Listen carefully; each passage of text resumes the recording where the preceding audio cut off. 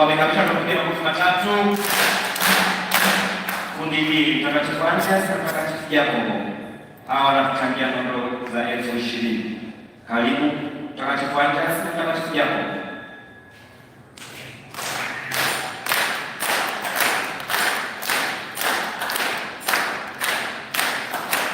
Asante Mtakatifu Jacobo, Mtakatifu Antias.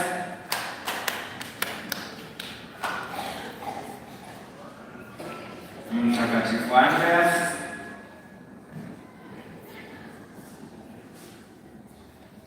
Na wakomesha maneno.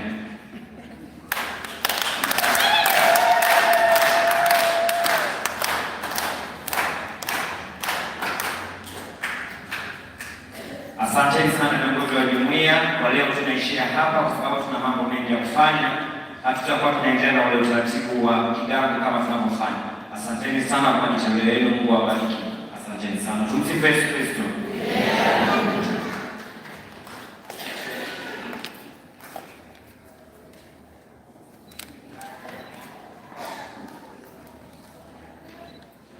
Jubilei 2025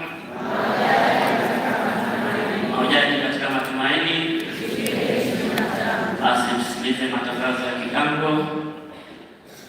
Sadaka Dominika iliyopita bahasha ilikuwa shilingi 428,250. Nje ya bahasha ilikuwa shilingi 186,750 na sadaka ya watoto ilikuwa shilingi 17,850. Hivyo jumla kuu ilikuwa shilingi 632,850. Na vipaji jumuiya ya Mtakatifu jukwaa ya Mtakatifu Donimeli walitoa vitu na fedha yenye thamani ya shilingi 22,500. Zaka ndani ya bahasha ilikuwa shilingi 285,000 na nje ya bahasha ilikuwa shilingi 38,400. Hivyo jumla kuu ilikuwa shilingi 323,400.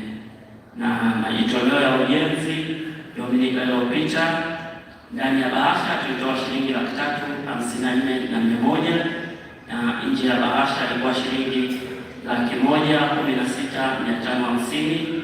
Na harambee misa ya kwanza na misa ya pili tulipata jumla ya shilingi 599,950.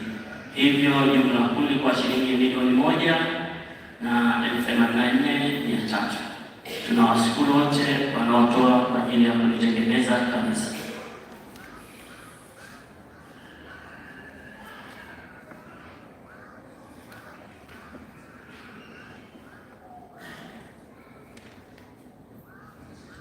Matangazo mengine ya kigango. Tangazo la kwanza, Dominika ijayo tunaomba vipaji wajiandae jumuiya ya Mtakatifu Terezia. Vipaji Dominika ijayo tunaomba wajiandae jumuiya ya Mtakatifu Terezia. Na tangazo la pili, Jumapili ijayo